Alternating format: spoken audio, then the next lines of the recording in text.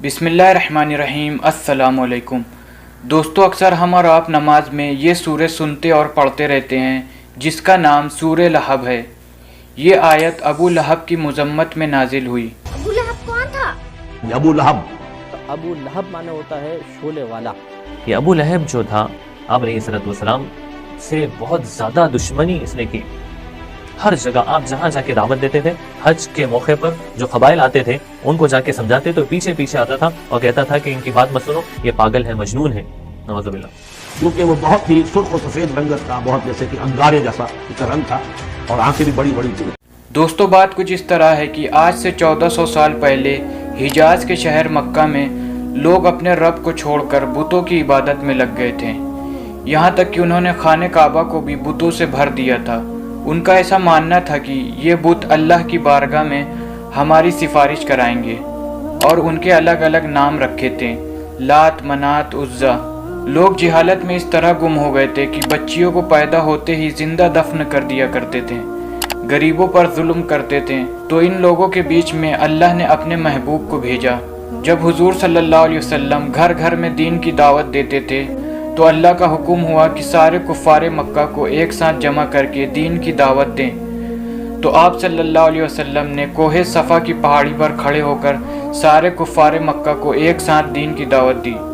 हुजूर सल्लल्लाहु अलैहि वसल्लम ने कहा कि अगर मैं कहूँ कि इस पहाड़ी के पीछे से एक लश्कर आ रहा है जो कि तुम पर हमला करेगा और तुम्हें तबाह व बर्बाद कर देगा, तो क्या तुम मान लोगे या तहकीक करने जाओगे? उन्होंने कहा कि हम मान लेंगे क्योंकि हमने आपको हमेशा सच्चा जाना है। तो आप सल्लल्लाहु अलैहि वसल्लम ने कहा कि बुतों की इबादत करना छोड़ दो और एक अल्लाह की इबादत करो, वरना तुम तबाह व बर्बाद हो जाओगे।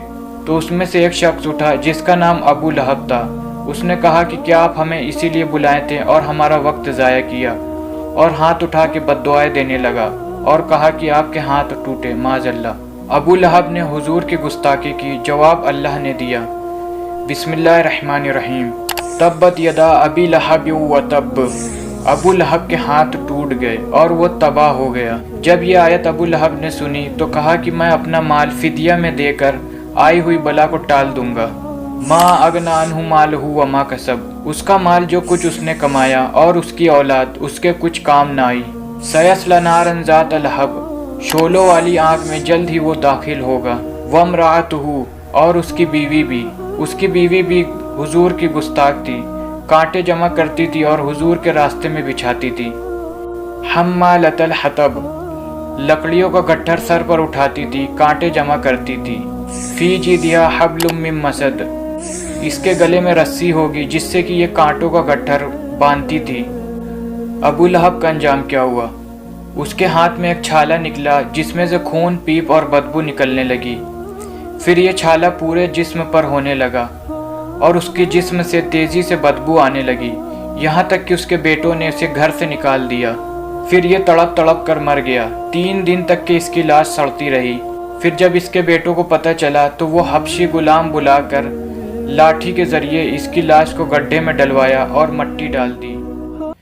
बिस्मिल्लाहिर्रहमानिर्रहीम, तब्बत यदा अबी लहबिन व तब, मा अगना अन्हु मालुहु व मा कसब, सयस्ला नारन ज़ात लहब, वम्रअतुहु हम्मालतल हतब, फी जीदिहा हब्लुम मिन मसद।